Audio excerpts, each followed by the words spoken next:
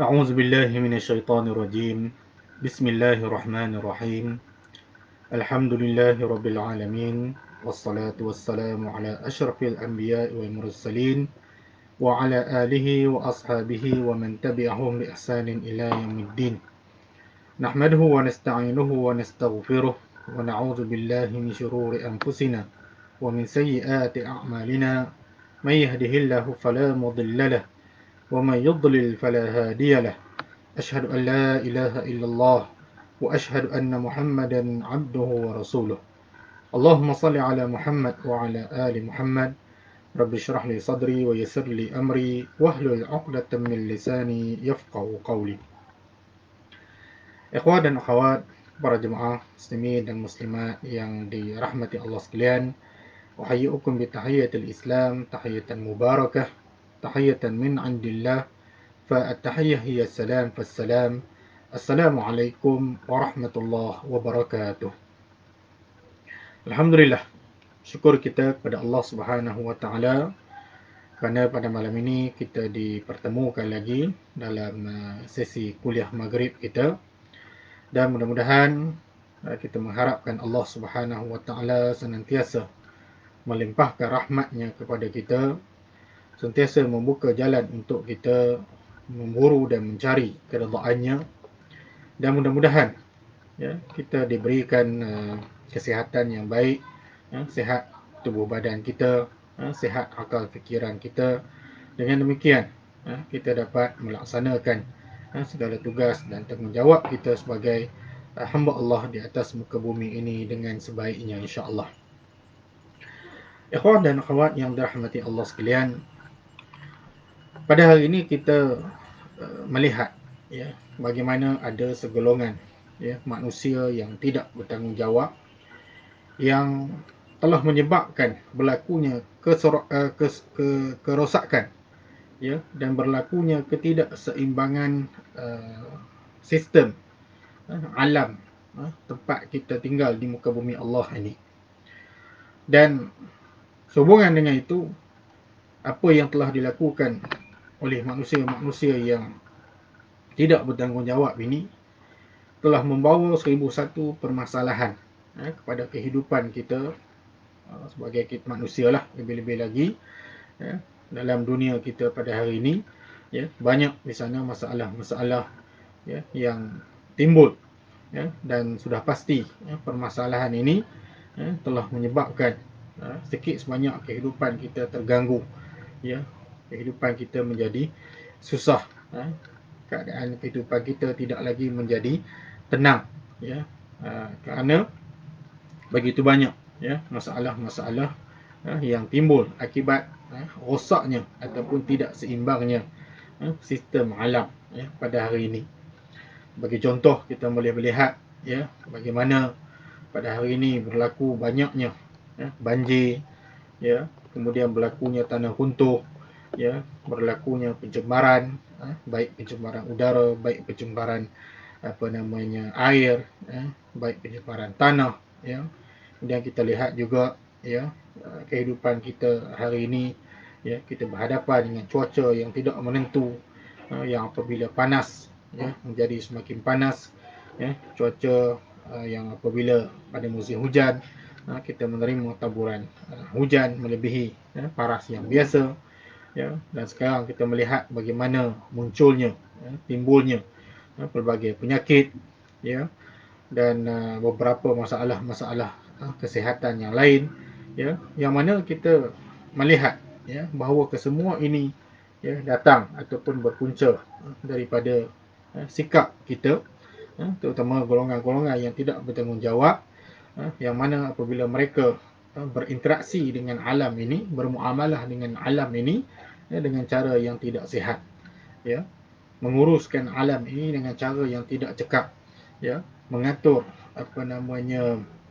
segala apa yang ada di alam ini tidak berpandukan kepada panduan yang sebenar, maka alam ini sedikit banyak telah pun dirosakkan ataupun menjadi tidak seimbang disebabkan tindakan kita, golongan-golongan, utamanya golongan-golongan yang begitu rakus untuk mendapatkan habuan di dunia ini.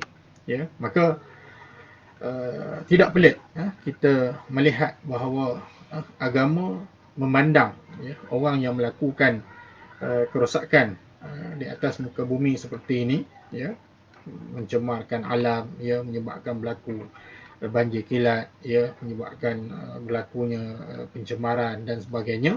Ya, Islam melihat ini juga di kalangan orang-orang yang melakukan maksiat kepada Allah Subhanahu Wa Taala.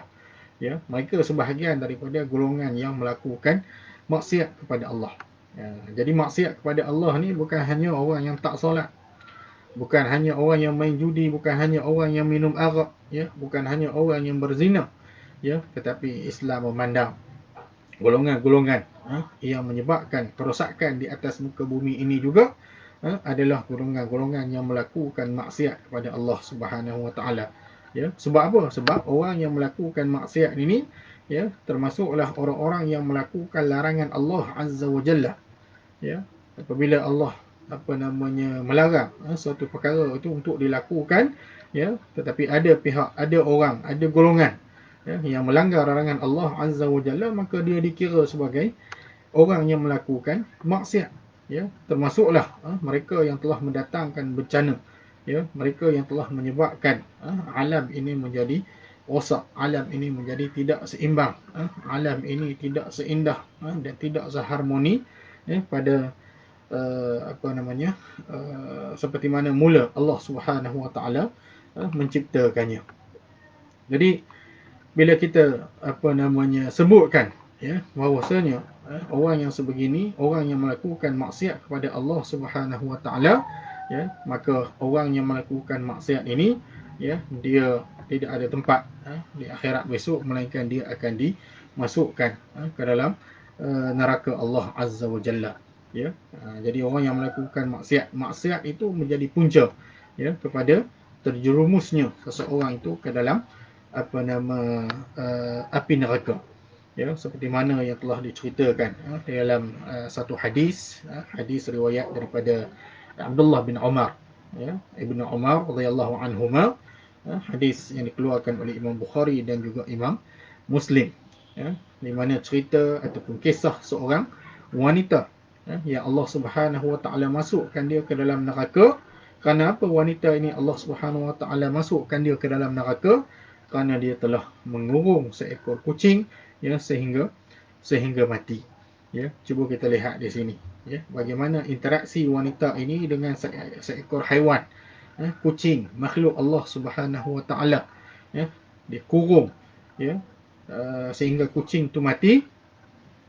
Dan di sini kita lihat, kalaulah wanita ini mengurung seekor kucing itu sehingga mati, ya, maknanya dia telah menyebabkan, ya, berlaku kebinasaan kepada salah satu daripada makhluk Allah, ya, maka apatah lagi orang yang telah menyebabkan kebinasaan kepada sebahagian besar di alam ini, ya, sehingga menyebabkan ramai orang yang mati, sehingga menyebabkan ramai orang yang mendapat kesusahan, sehingga menyebabkan ramai orang yang mendapat penyakit, ya, dan sebagainya. Maka selayaknya orang ini juga, ya, seperti mana wanita tadi melakukan maksiat kepada Allah Subhanahu Wa Taala, dan mereka juga layak untuk disumbat ataupun dimasukkan ke dalam neraka oleh Allah Subhanahu Wa Taala.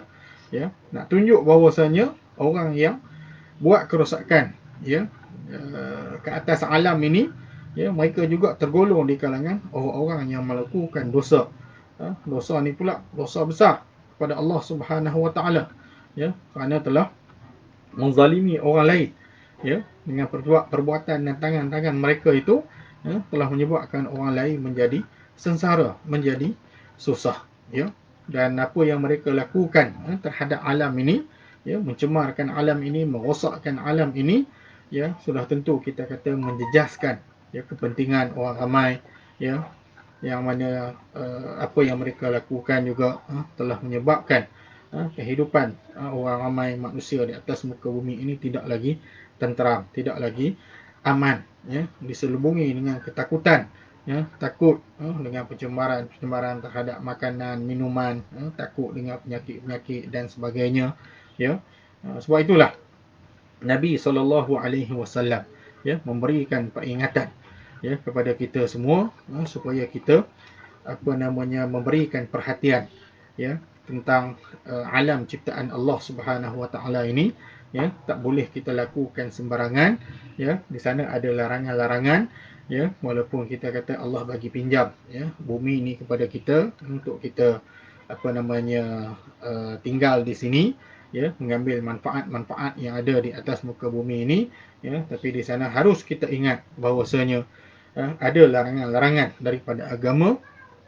Contohnya daripada Nabi SAW, ya. Nabi mengingatkan kita dalam satu hadis berhubung dengan sikap seseorang yang menyebabkan alam ini menjadi tercemar dan sebagainya. Maka Nabi SAW dalam satu hadis yang diriwayatkan oleh Abu Hurairah radhiyallahu anhu, ya, hadis dikeluarkan oleh Imam Muslim, yang mana Nabi SAW mengingatkan kita supaya berhati-hatilah kamu akan dua perkara yang terlaknat, ya, jaga-jaga, ya, dua perkara yang dilaknat ini, kata Nabi SAW, ya. Kemudian bila Nabi kata macam tu, maka para sahabat bertanya, ya, apakah dua perkara yang terlaknat itu ya Rasulullah? Baginda SAW menjawab, ya, iaitu orang yang buang air, satunya dibuang di tengah jalan, ya. Buang di tengah jalan ni maknanya buang di tempat orang lalu lalang, ya. Orang pergi mari guna jalan tersebut, ya, kemudian dia buang air dekat situ. Satu. Yang kedua, ya, terlaknat juga satu orang yang membuang air di tempat manusia menumpang teduh, ya, ataupun tempat di mana orang singgah untuk berehat, berteduh, ya, kemudian dia pergi buang air dekat situ, ya. Jadi ini dua perkara yang dilaknat, ya. Apa maksud dilaknat? Dilaknat ni maknanya ditarik rahmatnya oleh Allah Subhanahu Wa Taala, ya, kehilangan rahmat Allah Subhanahu Wa Taala, ya. Jadi bila Allah dah tarik rahmat dia kepada seseorang, ya, itu yang kata laknat ni, ya. Kena laknat maknanya kena tarik, ya, rahmat oleh Allah Subhanahu Wa Taala, ya. Allah tak lagi kita kata memberikan kasih sayang dia, rahmat dia kepada orang ni tadi, ya, dengan sebab perbuatan dia buang air di tengah jalan dan juga di tempat orang singgah untuk berehat, berteduh tadi, ya. Jadi bila tidak ada rahmat daripada Allah Azza wa Jalla, ya, maka inilah orang yang telah pun melakukan satu dosa yang sangat besar di sisi Allah Subhanahu Wa Taala, dan Allah Subhanahu Wa Taala, ya, akan memasukkan dia ke dalam neraka, ya. Ini kita kata satu amaran yang keras daripada Nabi SAW, ya. Dan hadis ini menjelaskan kepada kita, ya, bagaimana seharusnya kita kena berinteraksi dengan betul, ya, menguruskan alam ini dengan betul, ya. Bukan saja pihak-pihak yang berwajib ataupun organisasi yang tertentu, tapi ini untuk semua, setiap lapisan masyarakat kita semua sebagai orang yang beriman, ya, kita kena sama-sama, ya, untuk menjadikan alam ini, ya, sebagai tempat yang kita boleh tinggal dengan selesa, ya, kita boleh duduk dengan aman, ya, tempat yang bebas daripada kekotoran, ya, bebas daripada pencemaran dan sebagainya, ya, yang mana dengan suasana dan keadaan demikian, ya, mudah untuk kita hidup, dan mudah untuk kita melakukan segala amal soleh, ya, serta perbuatan-perbuatan yang baik kepada Allah Subhanahu Wa Taala. Ikhwan dan akhwat yang dirahmati Allah sekalian, ya, maka dengan sebab itu, ya, kita patut untuk memahami, ya, kita kena memahami, kita perlu memahami, ya, tentang apa yang Allah Subhanahu Wa Taala telah gariskan kepada kita berkenaan dengan alam yang Allah Subhanahu Wa Taala ciptakan ini, ya. Sebab barangkali orang yang merosakkan, ya, ekosistem ini, mencemarkan alam ini, melakukan kerosakan di muka bumi ini, ya, baik di daratan, baik di lautan, baik di udara dan sebagainya, mungkin, ya, mereka tidak mengetahui dan tidak memahami, ya, bahawa di sana Islam, ya, satu agama yang menitik beratkan aspek kita kata penjagaan, pemeliharaan, dan juga apa namanya penghargaan, ya, kepada alam ini, ya. Jadi orang yang apa namanya tidak beriman terutamanya, sudah tentu mereka tidak memikirkan, ya, ada hubung kaitnya alam ciptaan Allah Subhanahu Wa Taala ni dengan diri kita, ya, dan ada di sana 1001 manfaat yang Allah Subhanahu Wa Taala telah ciptakan kepada kita, ya, di alam ini, ya. Maka dengan sebab itu, ya, Islam mengambil berat, ya, tentang aspek apa namanya alam sekeliling ni, ya, environment ini, ya, supaya apabila kita memahami dan mengetahui bahawa inilah alam ciptaan Allah Subhanahu Wa Taala, Rabb yang menciptakan alam ini, ya, baru kita boleh duduk, tinggal ataupun berada di atas muka bumi ini dalam suasana yang harmoni, dalam suasana yang aman, dalam suasana yang selesa, ya, seimbang seluruh kehidupan apa namanya ciptaan Allah Subhanahu Wa Taala di atas muka bumi ini, ya. Jadi ini yang kita nak kena faham, ya. Benda ni tidak dipinggirkan oleh Islam, ya.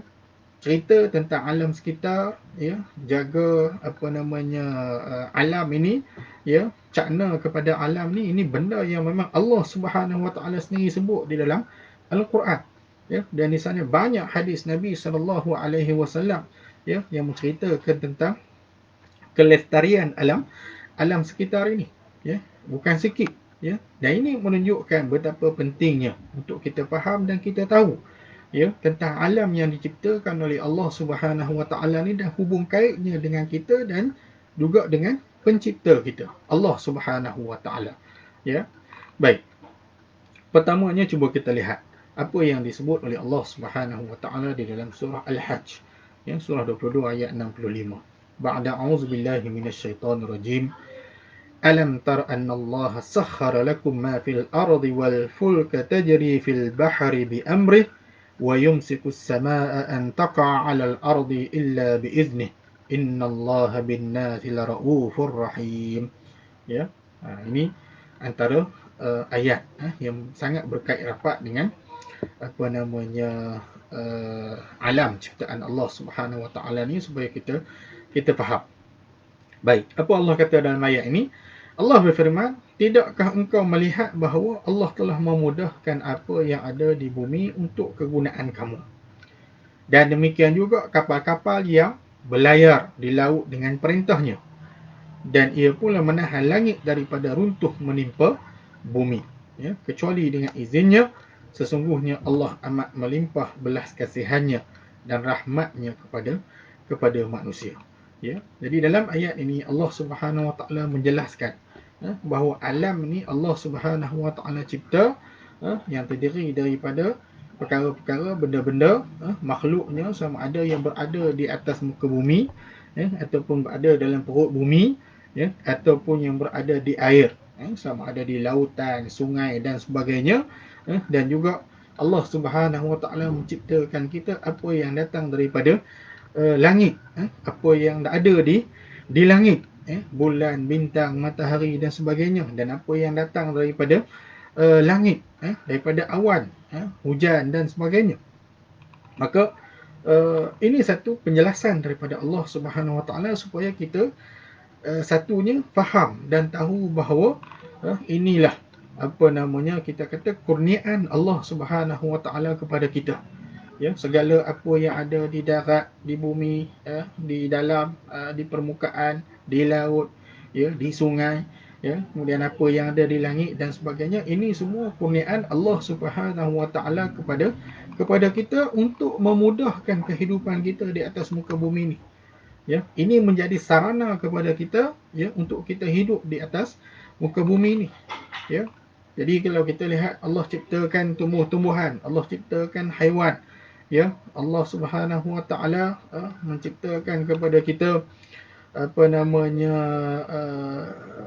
haiwan-haiwan untuk kita naik, untuk kita makan, ya, dan sebagainya, Kemudian Allah Subhanahu Wa Taala memudahkan kita untuk bergerak di air, ya, mendapatkan segala apa yang bersumber daripada air, ya. Demikian juga benda-benda daripada langit, ya. Di sana ada manfaat daripada bulan, manfaat daripada bintang, manfaat daripada hujan, ya, dan sebagainya. Ini semua, ya, Allah minta supaya kita appreciate, supaya kita faham, supaya kita hargai, ya, kerana ini semua Allah jadikan sebagai kemudahan kepada kita untuk hidup di atas muka bumi ini, ya. Jadi dengan sebab itu, ya, kalau kita faham bahwasanya ini adalah ciptaan Allah, makhluk Allah, ya, yang mana Allah cipta untuk memudahkan kita.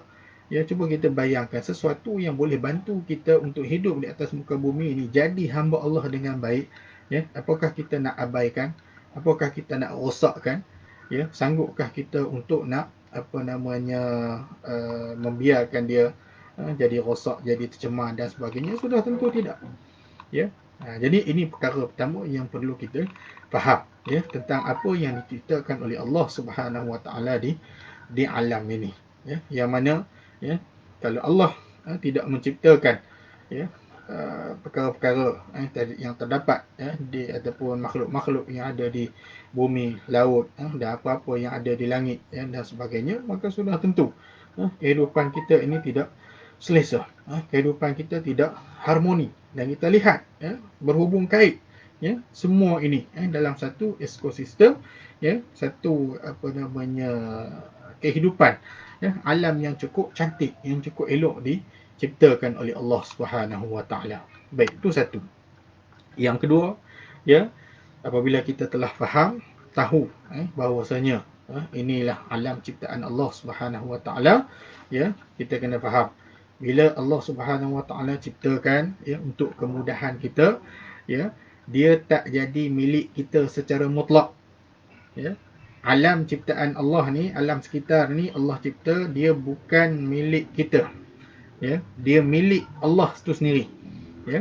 Alam sekitar, alam sekeliling, yang Allah cipta ni hak milik mutlak Allah Taala, ya. Ni kita kena faham betul-betul, ya. Alam ni hak milik mutlak Allah, yang Allah pinjamkan kepada kita, ya, untuk melaksanakan tanggungjawab kita sebagai khalifah di atas muka bumi ni.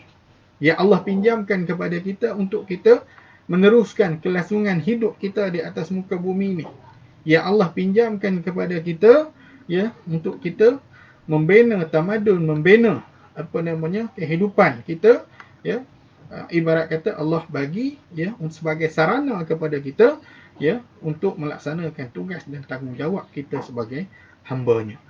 Dan ini jelas Allah Subhanahu Wa Taala sebut dalam firman-Nya melalui surah Al-Maidah ayat yang ke-120. Ya, Allah Subhanahu Wa Taala berfirman, ba'da a'udzubillahi minasyaitonir rajim, lillahi mulkus samawati wal ardi wa ma fihinna wa huwa ala kulli syai'in qadir.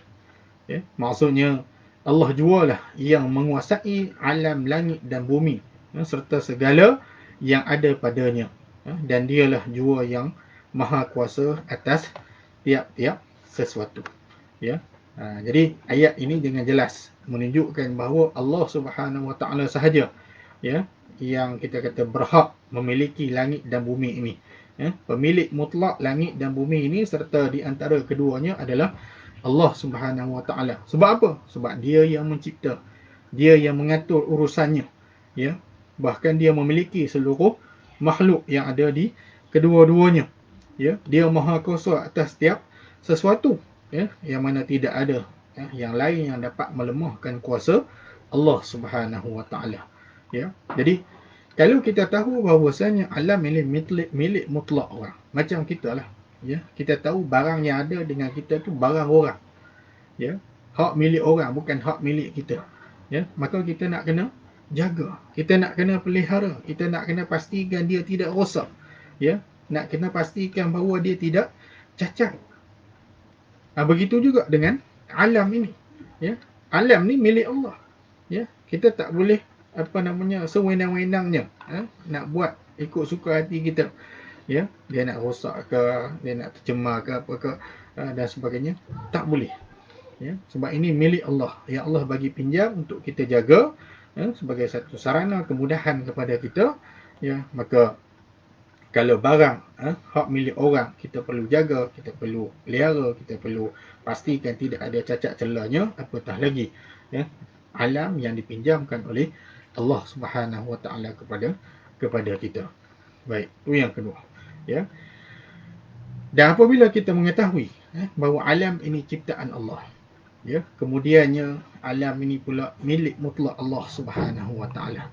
Ya, satu perkara lagi yang perlu kita faham, poin yang ketiga di sini ialah kita kena faham bahawasanya ya, di sana ada larangan kepada kita untuk merosakkan alam ini. Ada larangan yang keras daripada Allah Subhanahu Wa Taala ya, kepada kita sebagai manusia yang hidup di alam ini untuk tidak melakukan kerosakan ke atas alam ini. Ya. Baik. Di mana kita boleh lihat ada larangannya? Larangan untuk merosakkan, untuk tidak melakukan kerosakan di alam ini. Iaitulah kita boleh rujuk firman Allah di dalam suratul A'raf ayat yang ke-56. Baik. Apa Allah kata? Firman Allah ba'da a'udzubillahi minasyaitonir rajim. Wala tufsidu fil ardi ba'da islahiha wad'uhu khaufan wa tama'a inna rahmatallahi qaribun minal muhsinin. Ya. Di awal lagi Allah sebut dalam ayat ni. Dan janganlah kamu berbuat kerosakan di bumi ini sesudah Allah menyediakan segala yang membawa kebaikan kepadanya. Ya.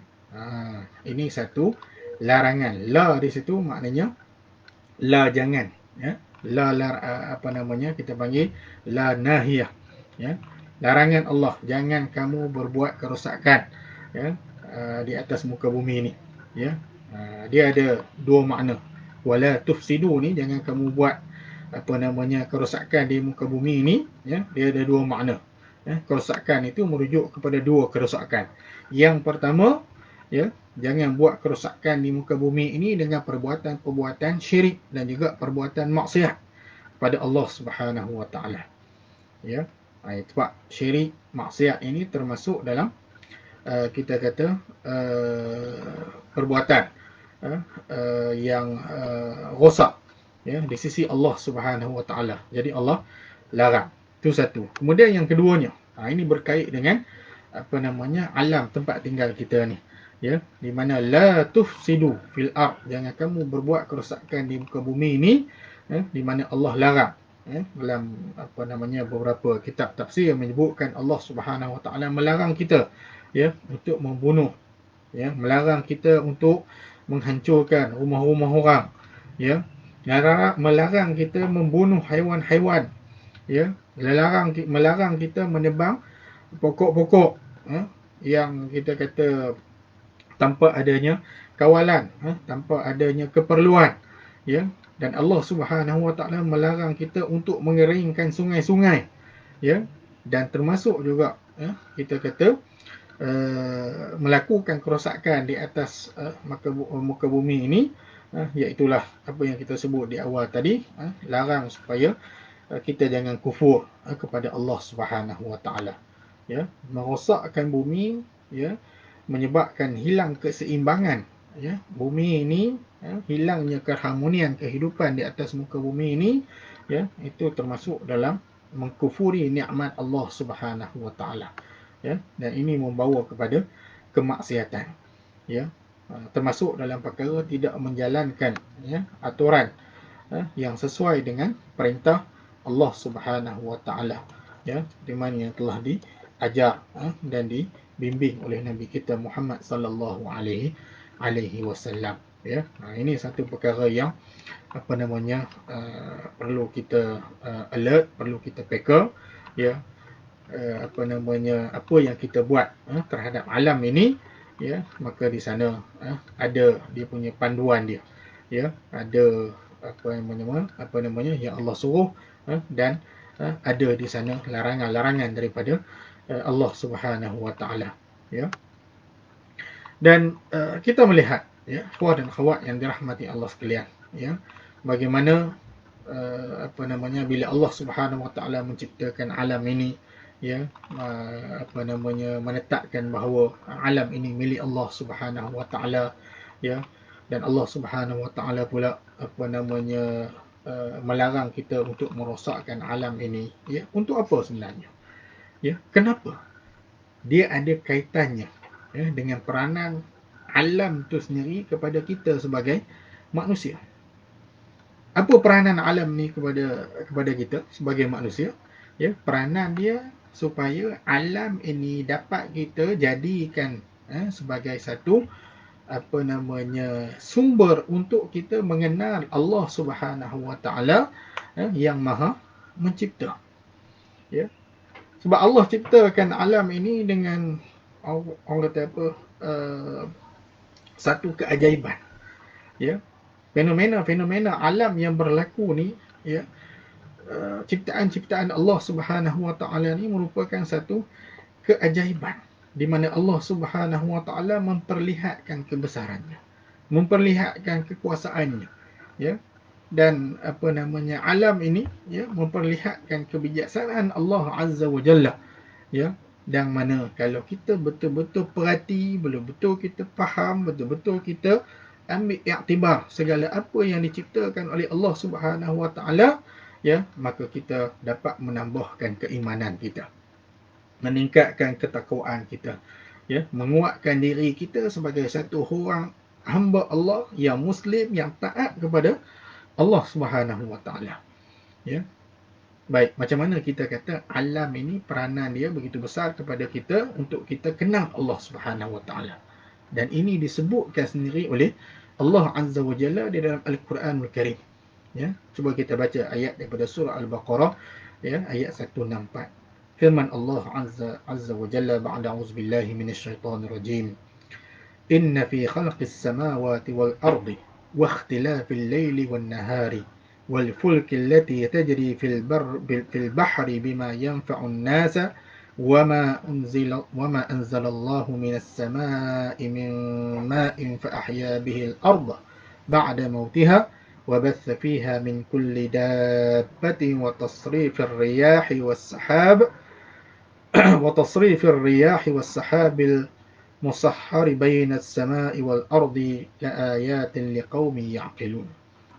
Ini Allah ceritakan kepada kita, ya, bagaimana dengan kita memerhati, melihat, ya, observe alam ni betul-betul, ya, maka kita akan sampai kepada satu tahap keimanan kepada Allah Subhanahu wa taala, ya, dengan kita memperakui bahawa Allah itu sebagai Rabb, Allah itu sebagai Ilah, Allah mempunyai kekuasaan, kebijaksanaan dan juga kebesarannya yang sesuai dengan Allah Subhanahu wa taala.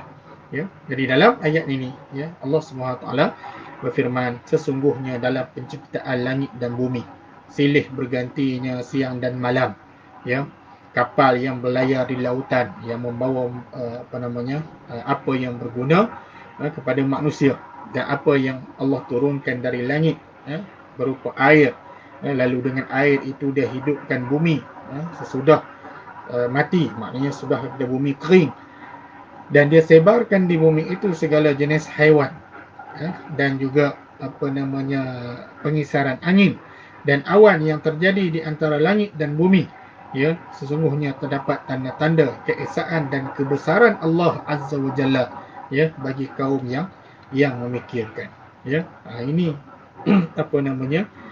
Allah Subhanahu wa taala mengapa memberitahu kepada kita betapa pentingnya untuk kita berinteraksi menguruskan alam ni dengan betul, sebab dia menjadi sumber kepada kita untuk kenal Allah Subhanahu wa taala, ya.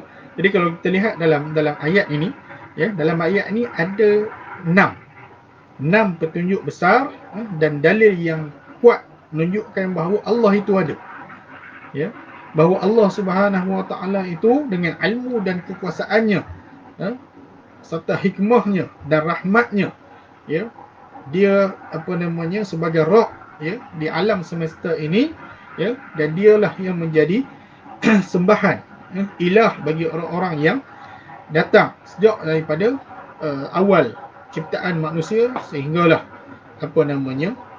hari kiamat kelak, ya, dan tidak ada Rabb, tidak ada sembahan selain daripada Allah Subhanahu wa taala. Ya, jadi 6 perkara ini yang Allah perlihatkan sebagai tanda, ya, tanda bahawasanya dialah Rabb Maha Pencipta tadi, ya. Jadi dalam ayat ini ada ayat. Apa maksud dalam ayat ada ayat ni?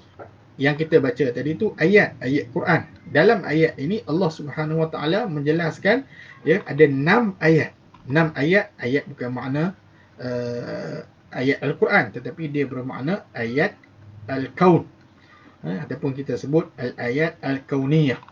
Ya, ayat Al-Kauniyah maknanya kejadian-kejadian yang Allah Subhanahu Wa Taala ciptakan, ya, sebagai tanda kebesaran dia, tanda kekuasaan dia, ya. Jadi kita sebut sebagai ayat juga, tapi ayat dengan makna tanda-tanda, ya. Kalau ayat Quran tadi kita baca tadi itu ayat, ya, dalam bentuk al-ayat al-Quraniyah, tapi dalam al-ayat al-Quraniyah itu ada pula ayat al-Kauniyah, yang apa namanya, bermaksud tanda-tanda, bukti-bukti yang menunjukkan keberadaan Allah Subhanahu Wa Taala dan kekuasaannya serta ilmu, hikmah dan juga rahmatnya. Ya, apa dia 6 yang Allah sebutkan? Pertama, penciptaan langit dan bumi. Ya, ini satu penciptaan yang agung, ya, yang tidak ada mana-mana makhluk yang boleh cipta bumi dan langit yang lain, seperti mana diciptakan oleh Allah Subhanahu Wa Taala. Itu satu. Yang kedua, berlakunya silih berganti siang dan malam. Ya, ada kala siang jadi pendek, ada kala malam jadi pendek, ada kala siang panjang, ada kala masa malam tu panjang, ya. Kemudian Allah Subhanahu Wa Taala, ya, membawa kapal-kapal di lautan, ya, bergerak, kapal-kapal di lautan boleh bergerak, boleh kita kata melalui air, kapal yang berat, ya, kapal yang besar dan sebagainya, ya. Yang keempat, Allah turunkan hujan daripada langit, ya, yang mana hujan kita tahu memberi manfaat kepada kehidupan kita, kepada seluruh kehidupan tumbuh-tumbuhan, haiwan yang ada di atas muka buminya, ya. Kemudian yang kelima, Allah Subhanahu Wa Taala, ya, menggerakkan angin, ya. Peranan angin ni, ya, sangat penting, ya, di mana angin ni membantu untuk menyuburkan tanaman, ya. Angin bertiup, ya, ke timur, ke barat, ya. Kemudian kadang tiup ke utara, tiup ke selatan dan sebagainya, ya. Mana kita boleh manfaat banyak daripada angin ini, ya, sesuai dengan keperluan kita dalam kehidupan kita. Dan yang keenam, yang Allah Subhanahu Wa Taala menjadikan awan yang berada di antara langit dan bumi, yang mana awan ini kita tahu peranan dia adalah menurunkan hujan, ya. Dan hujan pula turun ni Allah tahu kat mana nak turunkan hujan, ya. Di mana yang sesuai untuk diturunkan hujan, bila masa nak turunkan hujan, itu semua adalah sesuai dengan kehendak Allah Subhanahu Wa Taala, ya. Sebab itu kita melihat perkara-perkara yang disebutkan oleh Allah ini menjadi tanda kepada orang-orang yang ada akal fikiran. Daripada situ dia boleh fikir dah, ya, ini bukan kerja makhluk, ini bukan kerja siapa-siapa, tapi di sana ada Tuhan, di sana ada Allah yang menciptakannya, ya. Maka selayaknya untuk dia beriman, ya, dan dia beribadat kepada Allah Subhanahu Wa Taala. Tapi berapa ramai, ya, orang yang melihat hujah-hujah, ya, dalil-dalil, ya, yang disebutkan oleh Allah Subhanahu Wa Taala, ya, yang mana kebanyakannya mereka tidak menggunakan akal fikiran yang Allah bagi, ya, untuk berfikir, untuk memahami dan mengetahui akan keesaan Allah Subhanahu Wa Taala,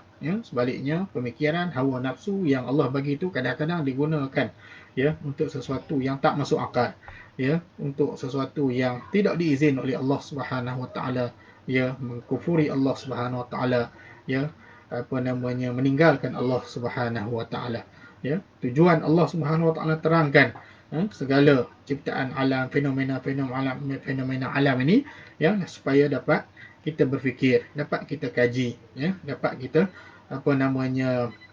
mengetahui akan kejadian alam ini. Terdapat di sana uh, begitu banyak ya cabang-cabang ilmu yang ada ya. Maka yang demikian ya, kita akan dapat memahami cara yang betul, cara yang sahih, bagaimana untuk kita memahami alam ini agar dapat kita urus, agar dapat kita tadbir dengan sempurna. Ikhwan dan akhwat yang dirahmati Allah sekalian, ya, maka yang demikian itu ya sebagai kesimpulannya, ya, setiap daripada kita, pertamanya kita perlu balik kepada Allah Subhanahu Wa Taala, balik kepada apa yang telah disebutkan oleh Rasulullah Sallallahu Alaihi Wasallam berkaitan dengan alam sekitar kita ni, ya, sama ada dari segi pemeliharaannya, penjagaannya, penghargaannya ke apa dan sebagainya, ya. Sebab apa? Okay. Inilah satu hikmah ya daripada penciptaan Allah Subhanahu Wa Taala, yang memberikan manfaat yang begitu banyak kepada kita, ya. Sebab tu kita nak kena usaha untuk menjaga, ya, dan untuk menyelamatkan alam ini daripada kerosakan-kerosakan, dan juga apa-apa sahaja yang menghilangkan keseimbangan ekologi dalam alam ini, ya. Apa yang diciptakan oleh Allah ni, ya, sudah tentu kita kata tidak ternilai, ya. Bila dah rosak, bila dah tercemar, ya, bila dah musnah dan sebagainya, ya, maka dengan sebab tangan-tangan kita, perbuatan-perbuatan kita, ya, maka datanglah hukuman ataupun balasan daripada Allah Subhanahu Wa Taala, ya, yang berupa kita kata penyakit, kesengsaraan, cuaca panas ke apa dan sebagainya, ya. Dan apabila kita sama-sama menjaga, ya, mengetahui akan kepentingan alam ini, ya, sudah tentu kita akan pelihara, kita akan jaga, ya, agar diri kita, anak cucu kita dan generasi-generasi yang akan datang selepas kita, mereka juga, ya, dapat hidup dengan harmoni, dapat hidup dengan selesa, ya, dapat hidup dengan seimbang, ya. Mereka juga dapat berinteraksi dengan alam ini dengan betul. Jadi yang demikian itu akhwat dan akhwat yang dirahmati Allah sekalian, demikianlah sebuah sedikit, ya, berkaitan dengan apa yang Allah Subhanahu Wa Taala dan Rasulullah Sallallahu Alaihi Wasallam, ya, telah sebutkan, ya, berkait dengan alam ini, yang mana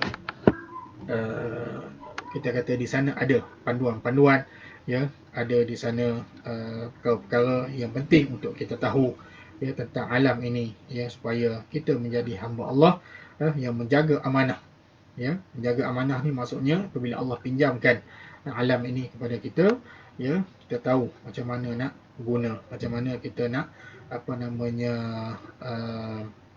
manfaatkan alam ini sesuai dengan kehendak Allah dan juga seperti mana apa yang telah diajarkan oleh Rasulullah sallallahu alaihi wasallam.